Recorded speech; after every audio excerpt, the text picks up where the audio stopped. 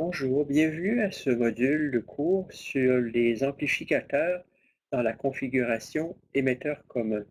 Donc, ce module, ça se rapporte vraiment à la première configuration qu'on regarde pour faire des amplificateurs grâce à des transistors bipolaires.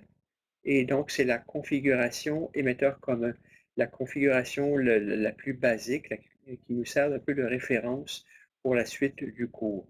C'est la première fois, donc, qu'on va prendre un transistor et qu'on va s'en servir pour produire un amplificateur.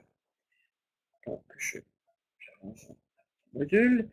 Donc, la configuration, on va voir plusieurs configurations. Une configuration qui est dite sans résistance d'émetteur. On va voir aussi une configuration avec résistance d'émetteur. Plus tard dans le cours, on va voir une configuration dite à collecteur commun et à base commune. Donc, le module d'aujourd'hui va couvrir l'émetteur commun sans résistance d'émetteur et avec résistance d'émetteur. Les deux autres configurations vont revenir plus tard, probablement la semaine prochaine dans les modules de cours. Et cette configuration sans résistance d'émetteur nous donne un grand gain avec une impédance d'entrée moyenne, une bande passante qui est limitée, alors que la configuration avec résistance d'émetteur va nous donner un gain modéré mais très stable et une impédance d'entrée qui est élevée. Par contre, la bande passante va être moyenne. Donc, dans ce cas-là. Et donc, on voit le compromis qu'on va faire entre un grand gain, une bande passante limitée, et un gain modéré et une bande passante plus importante. Les autres configurations, on va y revenir plus tard. Discutons pas ça maintenant, ça risque juste de vous mélanger, mais chaque configuration a ses avantages, elles sont toutes utiles et c'est pour ça qu'on les a toutes. Donc, les configurations, comme je viens de le dire, elles sont toutes utiles dans des contextes complémentaires. Elles font partie de la palette d'artistes du concepteur électronicien et c'est au concepteur à savoir laquelle utiliser à quel moment. Une perception que je peux tout de suite vous donner par rapport à ce qui s'en vient, c'est que vous risquez de percevoir que c'est beaucoup de théorie. Cependant, moi, je vais argumenter que, en fait, ce que vous percevez comme étant de la théorie, ce sont des mises en application de l'analyse petit signal avec des modules qu'on a vus au module précédent. Donc, est-ce que c'est de la théorie? Est-ce que c'est des exemples? Ce sont des exemples où on exploite certaines configurations pour obtenir des modèles analytiques que l'on pourrait conserver pour retrouver rapidement, faire une analyse rapidement par inspection des différentes configurations. Puis bien sûr, le fait d'avoir ces modèles analytiques nous aide comme concepteurs dans le choix d'une configuration appropriée. Donc, les configurations, on peut vous en montrer trois. En fait, ce sont les trois configurations de base. Cette, euh, cette planche fait un peu la synthèse de tout. Donc, la configuration émetteur commun, elle est ici. Les configurations dites à collecteur commun et à base commune qui vont nous revenir dans les modules de cours suivants. On va les expliquer au module de cours suivant, mais en gros, la différence d'une configuration à l'autre, c'est par où on entre, où est-ce qu'on prend l'entrée dans le montage, où est-ce qu'on déclare l'entrée et où est-ce qu'on prend la sortie dans le montage.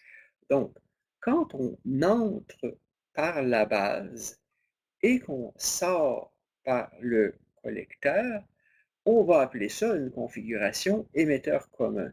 Il y en a deux autres. Laissons-les de côté pour le moment. On est dans le module sur la configuration à émetteur commun. Et ça, c'est un émetteur commun dit découplé. Donc, vous voyez que la résistance que l'on met dans l'émetteur, elle est découplée avec un condensateur. Et Le condensateur C3, on pourrait lui mettre une valeur de 0, auquel cas on aurait une résistance d'émetteur. Et donc, est-ce que l'émetteur, dans ce cas-là, est vraiment commun, c'est-à-dire à la masse? On pourrait argumenter que non.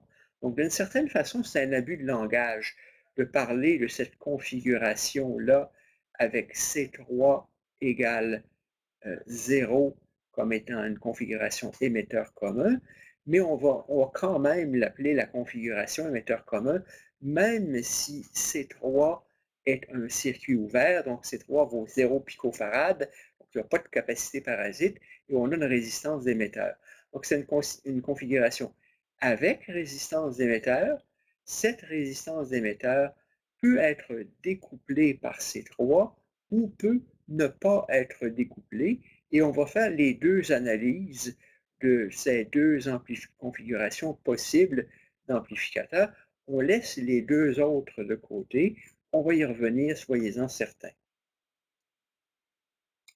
Donc, la configuration émetteur commun sans résistance d'émetteur, l'utilité de ce que je viens de vous montrer ici par rapport à la planche précédente, c'est que dans ce cas-ci, vous avez la configuration au complet avec sa polarisation. Donc, il y a une continuité dans le cours et c'est bon de rappeler que, bien sûr, un circuit polarisé, non polarisé, ça ne fonctionne pas. Donc, ça va nous prendre un certain diviseur résistif R1, R2 pour amener la base de Q1 au potentiel, à un potentiel désiré. Ensuite, on va vouloir stabiliser notre polarisation par une résistance R4. On se rappelle que la configuration avec R4 égale 0, c'est une configuration qui n'est pas très stable au plan polarisation. Elle serait peut-être très bonne en termes d'amplification, mais si la polarisation n'est pas bonne, ben, le montage comme tel ne sera pas très fiable.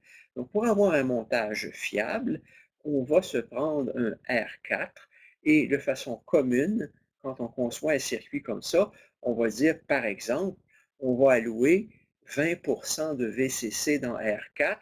Donc, si VCC égale 10 volts, on va concevoir laisser 2 volts dans R4, puis on va avoir 2,7 volts. Et ça, c'est un calcul de polarisation. C'est le module de cours précédent. Et ce qui va faire l'amplification, c'est donc R3. Et là, on va analyser le montage comme un amplificateur. Mais il faut se rappeler que oui, il faut bien le polariser. Mais quand on vient ici, on regarde, on a RB1, RB2, qui sont nos résistances de polarisation. On a notre RE, on a notre résistance de collecteur, on entre par la base, on sort par le collecteur et ça définit donc une configuration dite émetteur commun, et émetteur commun est synonyme de je rentre par la base, je sors par le collecteur. Que l'émetteur soit connecté à la masse directement ou au travers d'une résistance RE ou au travers d'une résistance RE découplée. Les trois cas de figure sont également valides et tous appelés une configuration d'amplificateur donc à émetteur commun. Et donc, on a ce montage, et là, on progresse dans l'analyse. Je conserve ma configuration, et là, on fait un premier pas en avant dans le cours. On développe, on remplace cette configuration complète qui inclut la polarisation par une configuration dite petit signal. Donc, on remplace ici ce qu'on fait, et c'est le premier pas en avant qu'on fait dans ce module-là aujourd'hui, on remplace le transistor bipolaire par son modèle en pi équivalent. Et vous constatez que parce qu'on a CE qui est présumé découplant correctement RE, on fait comme si, en signal, l'émetteur est à la masse. La résistance d'émetteur, elle est toujours là. J'en ai toujours besoin pour stabiliser ma polarisation. Mais parce qu'on présume qu'on est à mi-bande, donc au centre de la bande d'amplification, on présume que l'impédance du condensateur CE est suffisamment faible pour court-circuiter à toute fin utile RE. Et ce que je vois, c'est un émetteur connecté à la masse. Donc, mon transistor bipolaire, base collecteur émetteur, je mets son collecteur à la masse. Le collecteur, le collecteur est connecté à VCC. Ça, c'est toujours un bout délicat. Je vais le dire, le redire et le re-redire encore, mais on présume que l'alimentation positive, VCC, c'est essentiellement, il y a un chemin excusez-moi, de basse impédance entre la masse et VCC. Donc, dans un premier cas de figure, supposez qu'il y a une source, une source d'alimentation, et supposez que cette source d'alimentation a une impédance qui est petite par rapport au montage. Donc, mettons 0 ohm. Puis en pratique, c'est un petit peu délicat. Peut-être que la source d'alimentation n'a pas une impédance aussi basse. Et quand notre source d'alimentation n'est pas aussi bonne que ça, on va venir et on va mettre des condensateurs de découplage. Mais d'une façon ou d'une autre, pour qu'un amplificateur ait la fonction que je recherche, on va vouloir que l'alimentation positive, VCC, soit très stable à mi-bande. Donc, soit que le générateur qui fournit l'alimentation ait vraiment une impédance très basse, ou et qu'on vienne découpler l'alimentation entre la tension qui est là et la masse. Parce qu'en réalité, quand vous allez au laboratoire avec des objets physiques, vous allez prendre un câble coaxial qui va relier votre générateur d'alimentation et votre montage. Ce câble, il y a une longueur. Il y a une longueur électrique. Et même si la boîte qui vous fournit l'alimentation a une impédance de sortie très faible, le câble ou les fils qui vont relier votre source d'alimentation à votre montage, elles n'ont pas une impédance finie, n'ont pas une impédance, pardon, zéro, elles ont une impédance finie, elles vont ralentir la propagation des ondes électromagnétiques. Donc, pour que ça fonctionne, pour que j'ai vraiment mon impédance de zéro entre le VCC et la masse, typiquement, je vais mettre des condensateurs de découplage, un condensateur de valeur élevée, par exemple un 20 ou 50 microfarades, mais un 50 microfarades, ça a une limite d'environ 1 MHz dans sa réponse en fréquence. Et typiquement, on va venir mettre une batterie de condensateurs, disons 10 microfarades électrolytiques. Ensuite, on va venir mettre à côté peut-être un condensateur tantal d'1 microfarad. Puis enfin, on va arriver avec un condensateur céramique de 1000 nanofarads. Et chacun de ces condensateurs-là a une réponse en fréquence limite. Et c'est des choses, c'est des facteurs pratiques sur lesquels on reviendra, notamment au laboratoire. Mais dans l'hypothèse où le travail est bien fait et où votre alimentation est correctement découplée, votre VCC est très stable et on dit que VCC, votre source d'alimentation, est une masse signal. Donc, sans surprise, si vous avez compris l'idée, on va dire en signal, ce nœud, c'est la masse. Donc, on va prendre notre résistance RC, on la connecte à la masse parce qu'en signal, ce nœud est une masse signal. Et donc, on va avoir notre RC. Et ensuite, à mi-bande, à mi-bande, CC2, c'est un court-circuit. CC1, c'est un court-circuit. Donc, on les remplace par des fils. un fil à l'entrée, un fil en sortie. Donc, regardez dans ce montage, il n'y a plus de condensateur. J'ai cette résistance qui est court-circuitée, elle n'est pas là. CC1 est remplacé par un fil, CC2 est remplacé par un fil. J'ai ma résistance RC entre le collecteur et la masse signal, et VCC est la masse en signal. Et un autre point important, il y a la résistance RB, encore un Thévenin équivalent, une autre fois un Thévenin équivalent, toujours un Thévenin équivalent, donc RB qui est égal à RB1 en parallèle avec RB2. Donc RB1 en parallèle avec RB2, ça remplace cette partie-là du montage et ça relie votre base au collecteur. Donc, il y a j'ai utilisé beaucoup de mots ici, finalement, pour partir de ce montage qui est proche du montage physique, pour avoir un modèle petit signal équivalent pour les fins de l'analyse de gain à mi-bande. Donc, quand on a un montage comme ça, ce qui nous intéresse, c'est le gain. On n'est pas en train de regarder la polarisation. La polarisation, on l'analyse sur ce montage. Le gain, on l'analyse sur ce montage. Donc, ce sont deux vues d'un même objet physique et l'analyse du gain à mi-bande, on la fait là-dessus. Donc, modèle ampli équivalent avec notre transistor, qui a sa résistance Rp entre la base et l'émetteur, il y a sa résistance R0 entre le collecteur et l'émetteur, il y a sa source de courant commandée par une tension Vp, qui est la chute dans Rp, et on a son Rb qui est l'équivalent de Rb1 en parallèle avec Rb2. On a notre Rc qui est entre le collecteur et la masse. On a notre charge, puis nos condensateurs ont tous été remplacés par des fils, connexion directe, et on a court-circuité l'émetteur.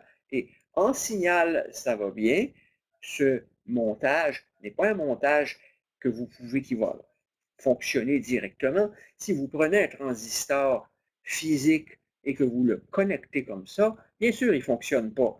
Le transistor physique, il faut le connecter comme ça pour lui donner un point d'opération, une polarisation. Mais ensuite, quand on l'analyse comme un amplificateur, ben, il va se comporter comme ça. Donc, maintenant que j'ai ce montage, j'ai un grand bout de chemin qui est fait parce que je m'en vais sur ce montage. Et là, je travaille seulement avec le modèle petit signal équivalent. Donc, avec ce modèle petit signal équivalent, l'analyse, ben, c'est une enfilade, un enchaînement de relations analytiques. On dit, c'est quoi la résistance d'entrée de ce montage? Ben, c'est banal. Qu'est-ce que je vois comme résistance d'entrée? RB en parallèle avec RP. Donc, RB en parallèle avec RP, on a maintenant la résistance d'entrée de ce montage. Maintenant, ayant préparé le terrain comme je l'ai préparé, c'est quoi la résistance de sortie du montage? Bien, la résistance de sortie du montage, qu'est-ce que je vois comme résistance qui va essentiellement piloter la charge? La charge étant RL, qu'est-ce que je vois comme résistance de sortie? Le R0 en parallèle avec grand R, grand C. La source de courant, elle disparaît. Une source de courant idéale, c'est un objet dont la valeur du courant qu'il produit est indépendante de la tension à ses bornes. La non-idéalité de cette source de courant, on l'a absorbée dans R0, qui est, si vous vous rappelez, de notre modélisation du transistor. Donc, c'est quoi la résistance de sortie? R0 en parallèle avec RC. Je vous ai répété à plusieurs reprises, arrangez-vous donc pour conserver quelques équations bien senties et bien utiles comme le GM et le RP, relations qui sont reliées, qui dépendent du point d'opération. GM étant, on se rappelle, IC sur VT.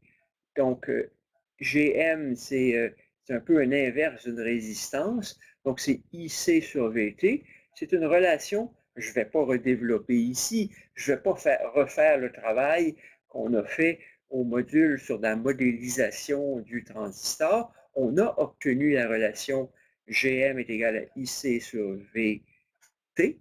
Je vous dis, mettez-la sur votre feuille aide-mémoire, puis à un moment donné, elle va devenir connue et vous allez vous en rappeler naturellement. Ce n'est pas un exercice de par cœur, mais quand ça fait 20 fois, ben, à un moment donné, on s'en rappelle. Donc, GM est égal à IC sur VT. Le RP, qui est donc le bêta sur GM, qui est une autre relation qu'on a obtenue précédemment et qui est sur la feuille aide-mémoire. Donc, on se rappelle de ça parce que parfois, le résultat de la solution du problème, c'est de trouver le IC.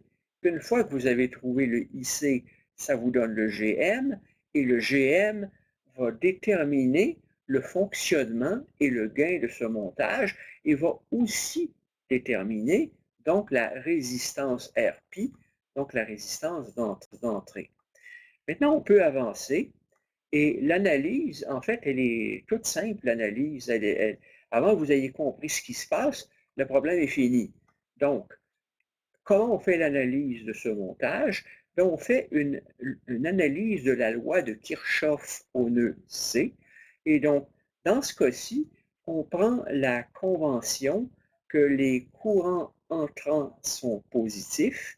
Donc, si les courants entrants sont positifs, ce qu'on écrit ici, c'est la somme des courants entrants est égale à 0. C'est donc la loi de Kirchhoff des courants au nœud C. On voit que GMVP n'est pas entrant, il est sortant. Donc, on lui met un signe moins. Très, très important de ne pas se mélanger dans les signes parce que ça va déterminer le signe du gain. Et le signe va compter. Et si vous n'avez pas le bon signe dans un problème d'examen, vous perdez des points.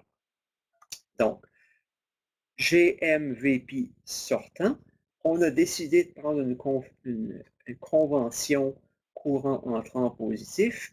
Ce courant est sortant. Donc, ce qu'on écrit, c'est moins GMVP. Maintenant, quel est le courant entrant au nœud C associé à R0, à RC et à RL? Bien, on va dire, pour vous simplifier la vie, définissons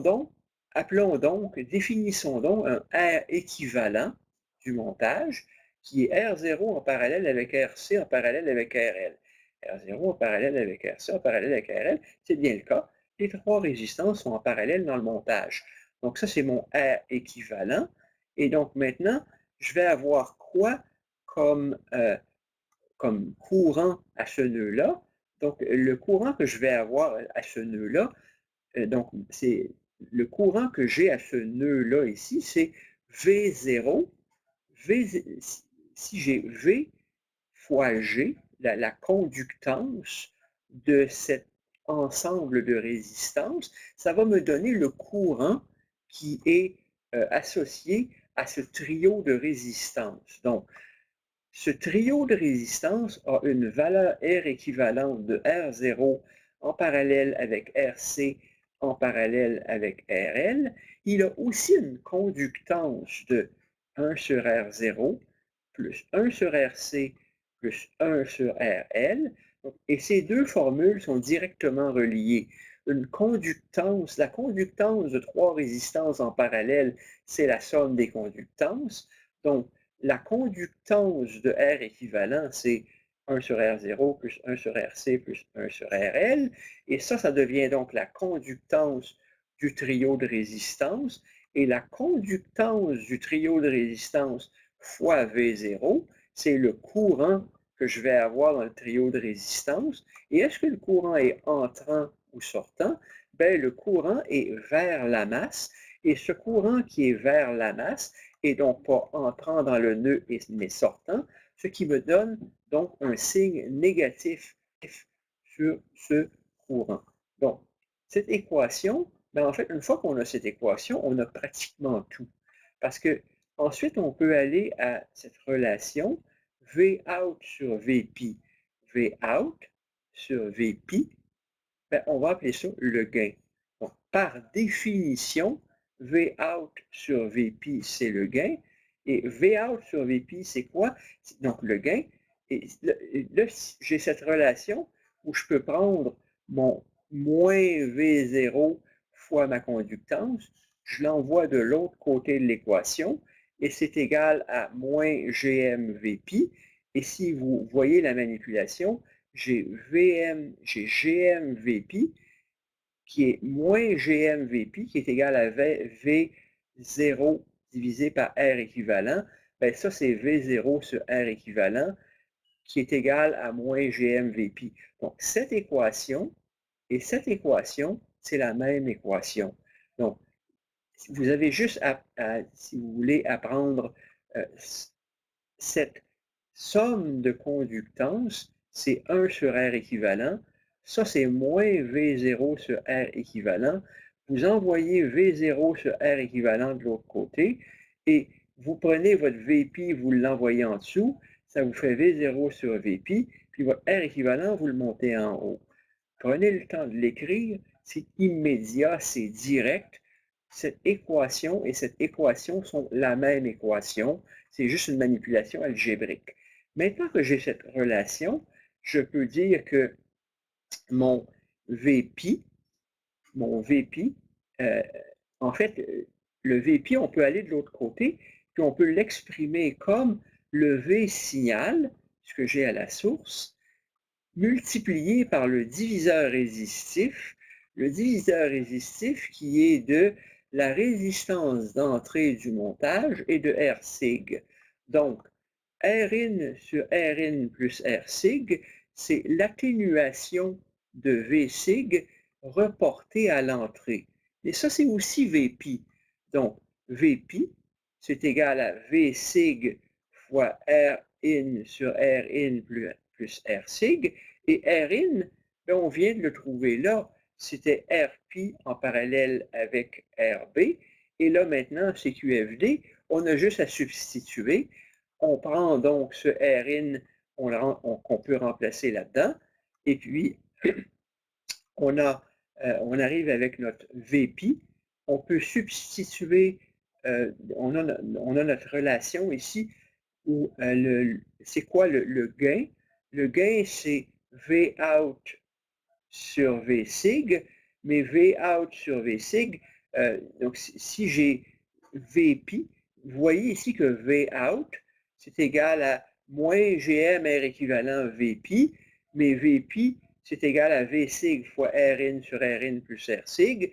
Vous substituez et ça vous donne directement la relation qui est là, qui est AV.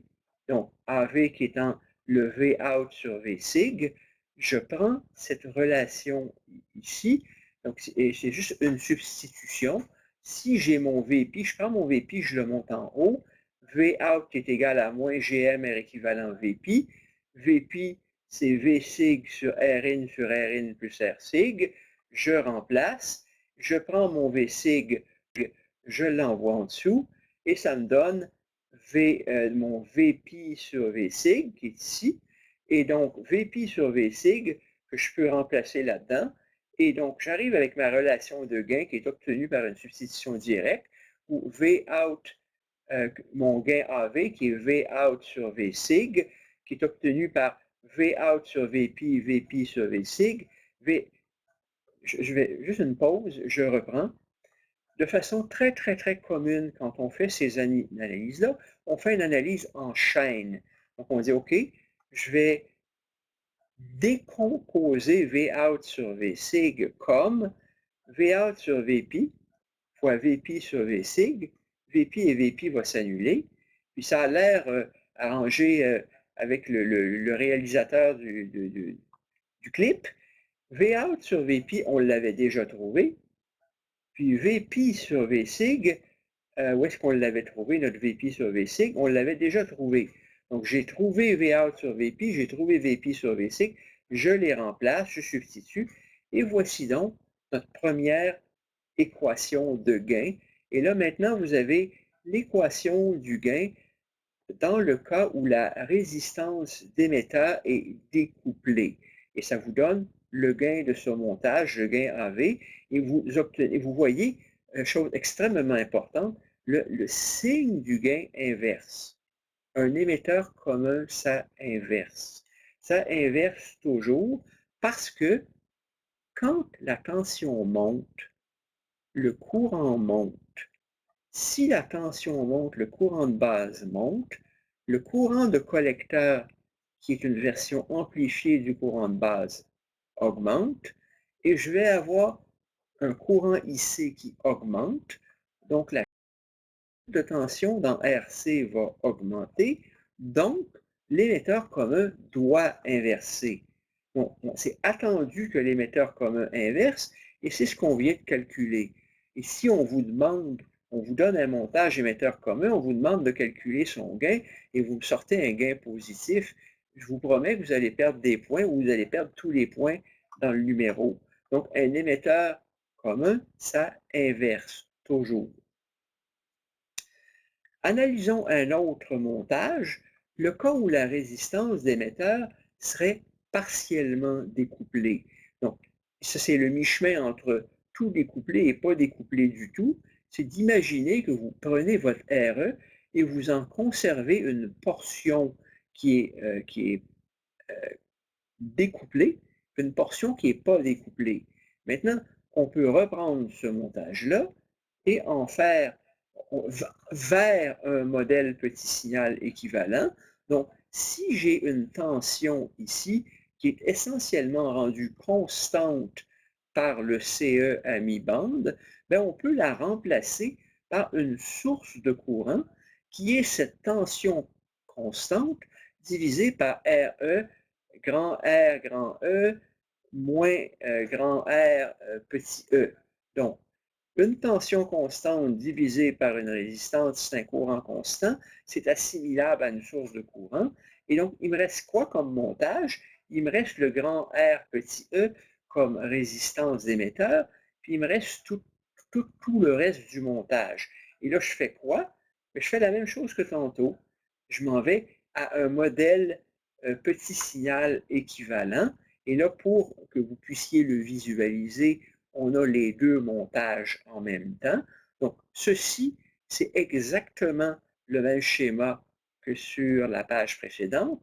Et ça, maintenant, c'est notre montage équivalent. Et là, on remplace le transistor par un de ces modèles équivalents, le modèle en T. Et là, vous constatez que on a sciemment pas mis la R0. Pourquoi? Parce que si je mets la R0, l'analyse va devenir sensiblement plus compliquée. C'est pas que ça se fait pas, c'est juste plus compliqué.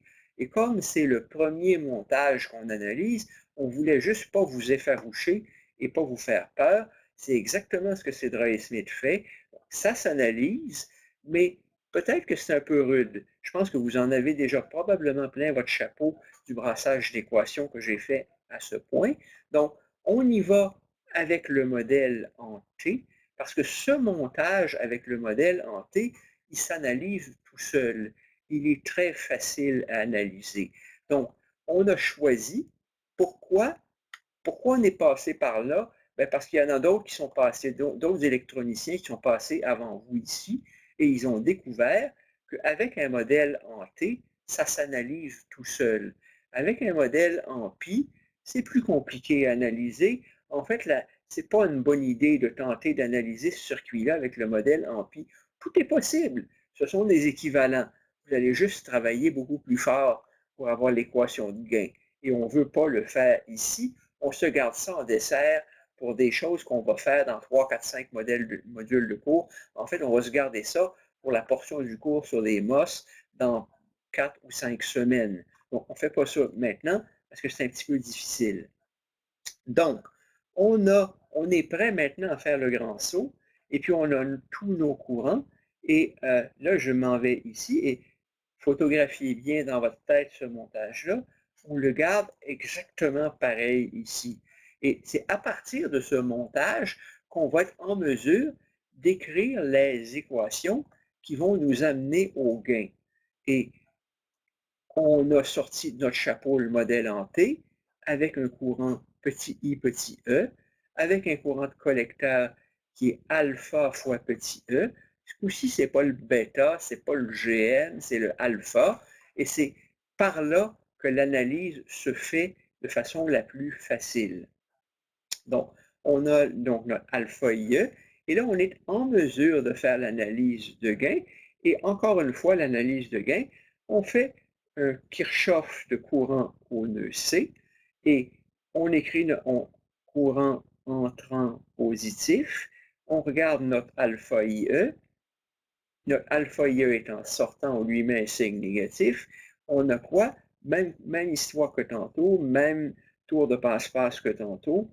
On n'a pas de R0, ça tombe bien parce qu'il aurait été pas facile à analyser. Il n'était pas à la masse, puis il n'était pas replié.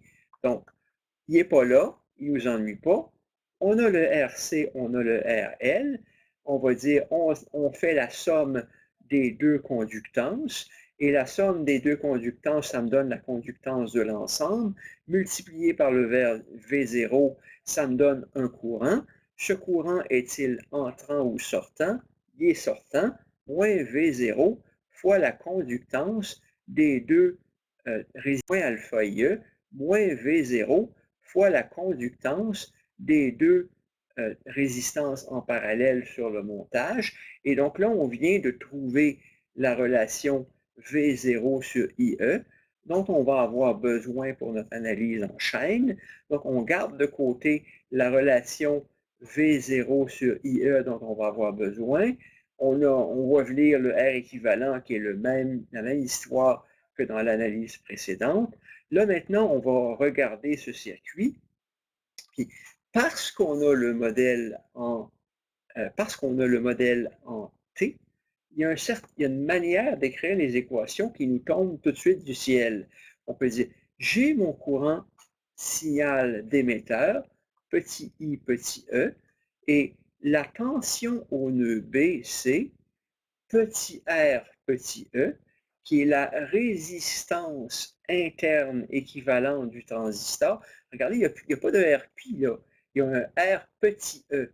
Puis R petit e est relié à Rpi, on se rappelle, par le rapport, en fait, le courant qui est ici est 1 sur bêta fois plus grand.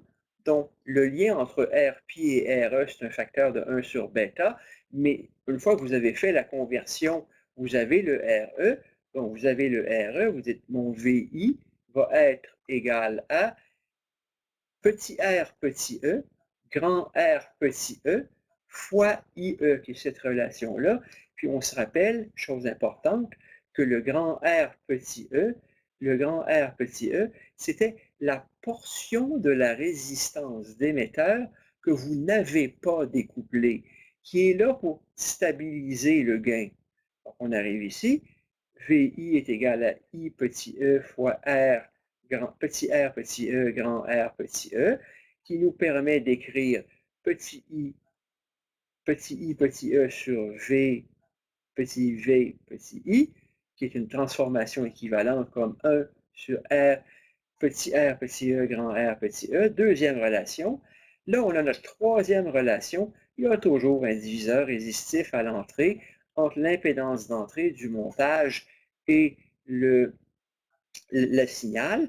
Et c'est quoi la résistance d'entrée du montage? Bien, là, je vais avoir le Rin. Le diviseur résistif, ça va être le Rin sur Rin plus Rsig. Là, on fait un petit tour de passe-passe. On n'a pas encore tout à fait fini avec cette planche-là. On trouve Vin sur Vsig. Vsig, c'est ce qui vient de la source. J'ai combien de Vin? Je veux dire, réduisons ce montage à un Rin. Ben, je vais avoir une atténuation de Rin sur Rin plus Rsig. Et là, maintenant, je prends une décomposition en chaîne de V0 sur Vsig que je peux exprimer arbitrairement comme V0 sur IE, IE sur Vin et Vin sur Vsig. Puis tiens, ça tombe bien parce que Cedra et Smith l'a déjà fait pour nous, il y avait à l'avance préparé le terrain en calculant Vin sur Vsig qu'on va pouvoir remplacer. IE sur Vin qu'on va pouvoir remplacer et finalement V0 sur IE qu'on va pouvoir remplacer. Donc, on substitue ça, ça et ça, puis oups, on a l'équation de gain. Et on observe encore un gain négatif avec une expression qui ressemble beaucoup à la précédente, mais je n'ai pas tout à fait terminé l'analyse, je la poursuis.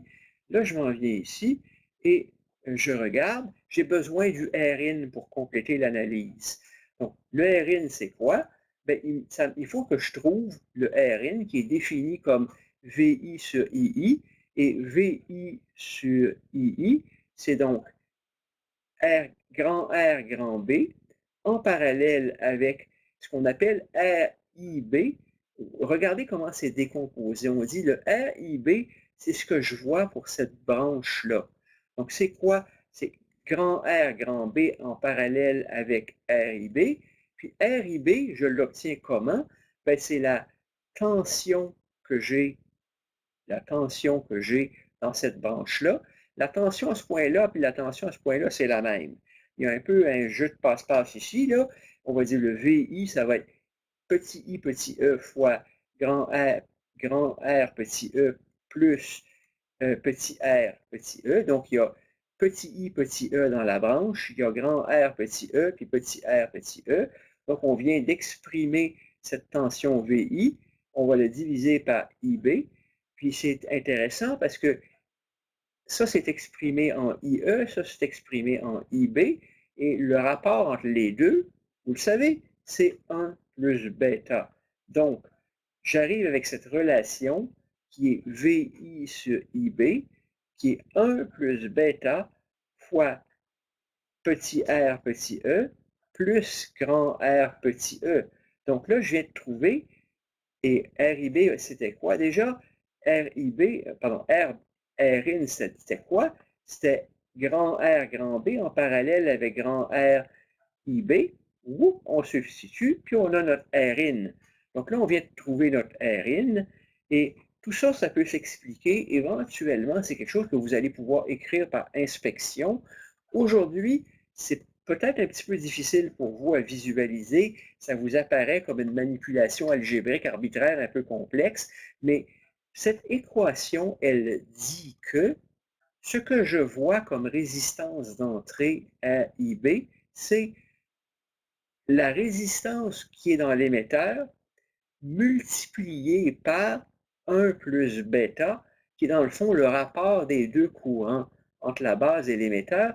Donc, le transistor agit, et c'est un peu un abus de langage que je vais faire, ça agit comme un transformateur d'impédance de rapport 1 plus bêta.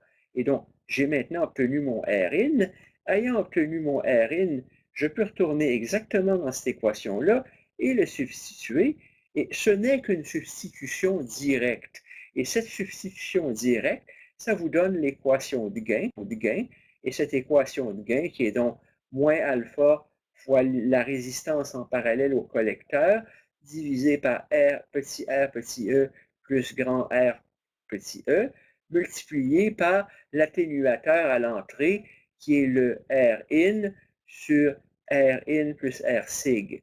Et on regarde cette équation-là, ça a l'air bien compliqué, mais on se rappelle que alpha, c'est à toute fin pratique égal à 1.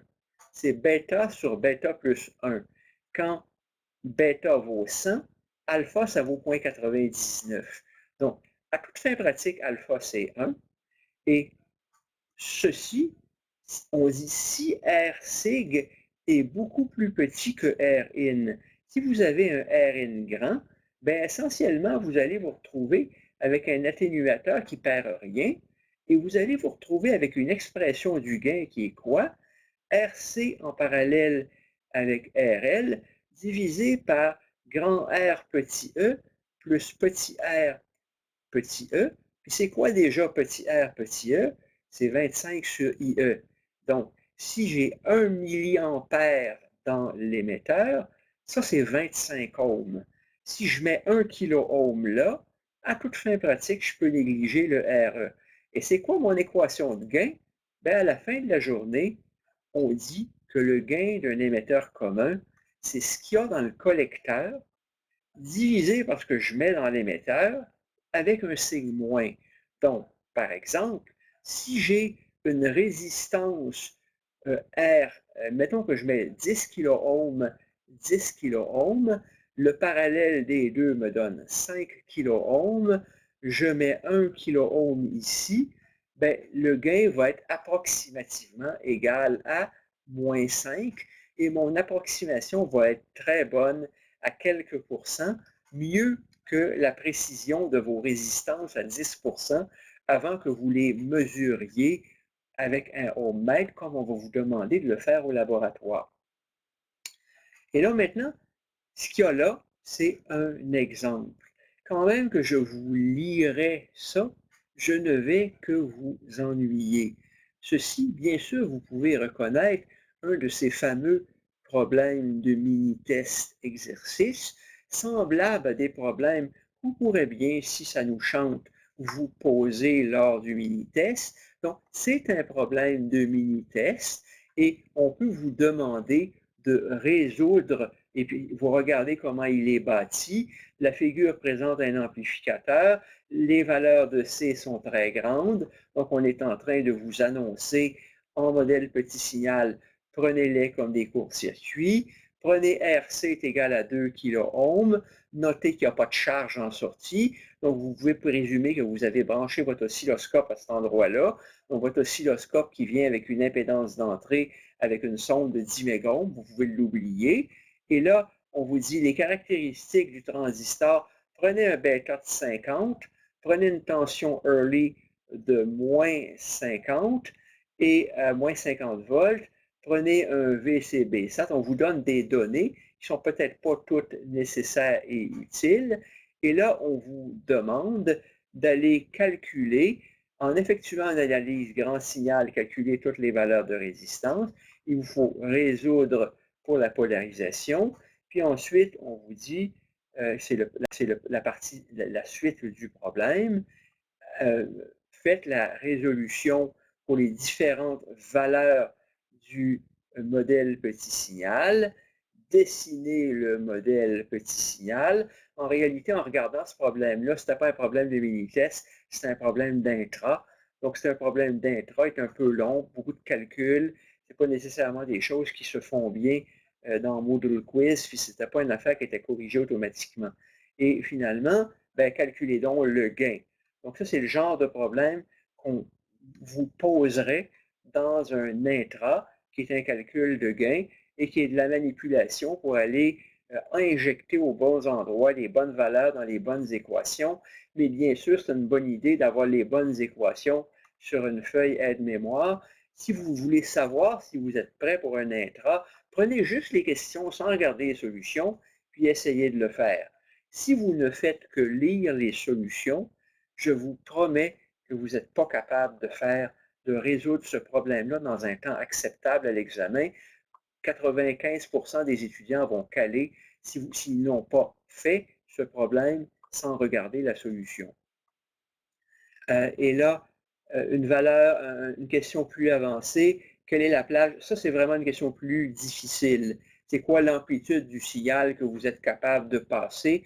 Ça, c'est une question plus difficile qui implique de retourner au montage et de voir où va se passer la saturation.